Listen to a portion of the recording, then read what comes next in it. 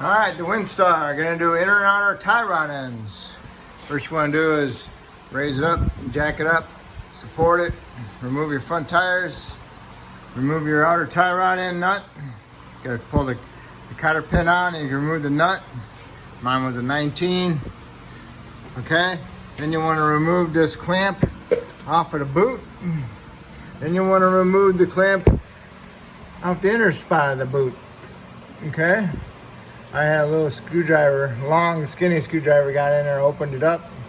Then I grabbed hold of the whole thing, I pulled it off the rack, and then I twisted it and pulled it down off the tie rod. Okay, and then if you got the tool, the socket set that goes on here, you have to have the tie rod end removed, and you can take the boot off so you can get it on there.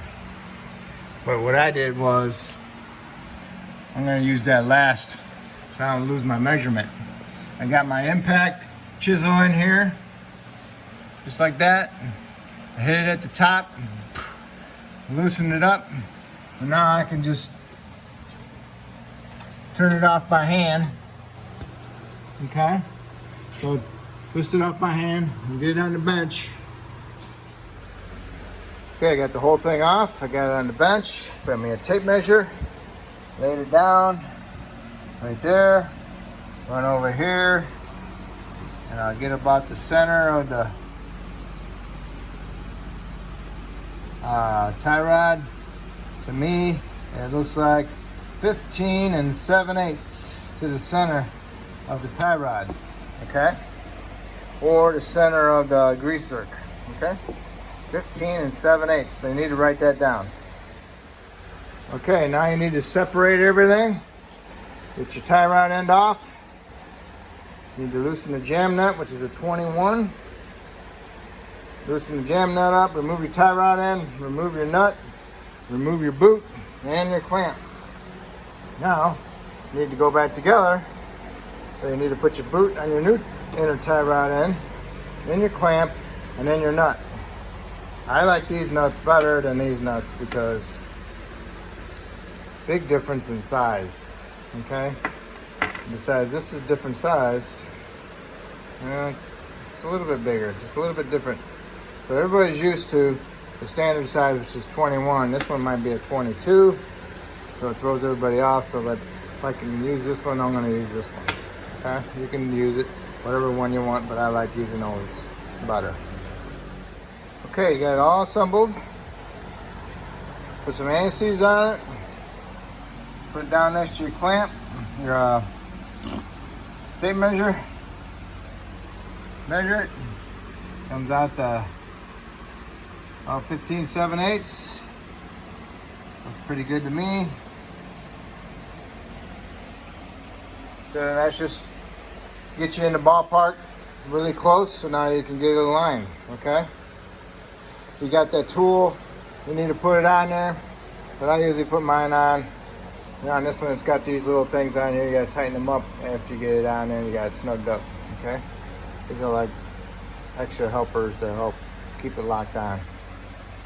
Those are Allen. So find your Allen size first before you install it.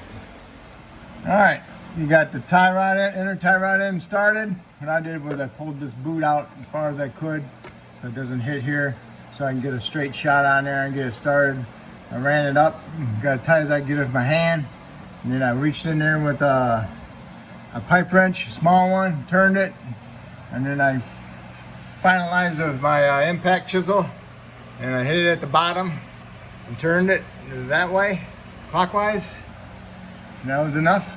And then I ran my little Allens in, my little Allen wrench, snugged them up. Those are like the extra locks. Now all you need to do is push the boot on, and don't forget about this tube. Outlet right here goes on that tube. It's like a breather from right to left boot. Okay, make sure you get that lined up. And then when you get that on there, see if you can get a zip tie in there. A nice decent zip tie. Go all the way around. Be careful you don't go around that little pipe. Make sure you go underneath it. Okay, and then push this one up onto that little notch that's on the tie rod. You'll feel it when it locks in place, and you can put your clamp on it. All right, I got the boot up on there. I wrapped a zip tie around it, pulled on the zip tie with a pair of pliers, and pushed the clip part in further with a long pry bar. Okay, so now the zip tie is tight, and now I can trim the end off. And I'm doing both sides, so I got my pipe in. I can finish it off over here because I got more room on this side, and the pipe is right here. But it is stuck in on this side, but it's not in on that side because I got to do that side next. So now what we need to do is come over here, put that boot onto that notch, and then put this clamp onto there, and then put our tie rod in on here. Make sure the boot's on there. Tighten your tie rod nut, and then you need to do is tighten your jam nut. Okay, I got my clamp on, it's in its groove. Next thing I need to do is put my tie rod in on here, but nope, I'm gonna do the other side because I pulled the tie rod in all the way far this way as it can go. So now I'm gonna do the same thing on the other side. So I'll stick it in the knuckle when I get the other side done, and I'll even it out because right now, if I do turn the other side, I'm gonna be turning the knuckle on this side, and it's gonna put too much resistance on me. I might not be able to pull it. So now I'll go to the other side and pull it that way so I can replace the other side. Okay, you got both sides done. You got your zip ties on your inner boots. You got your outer clamp on. Make sure you got your vent tube in. And then you put your tie rod in. Your knuckle, put your nut on, tighten it up, and put your cotter pin in there. Snug up your jam nut. Get your grease gun, put a couple pumps in there. Make sure you do that to both sides, and that's it. When I did the other side, I had fluid come out. That's telling me the rack's about to go bad, or it is bad. So someday I'm gonna have to put a rack on it. But as of right now, we're done doing the tie rod ends.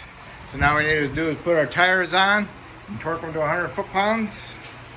Then lower down to the ground, and then make sure you pump your brake pedal up before you put it in drive reverse, just to make sure that you do have a pedal. And that will complete your tie rods. If I helped you out this video, that's great. Maybe you can help me out by subscribing, and I appreciate it.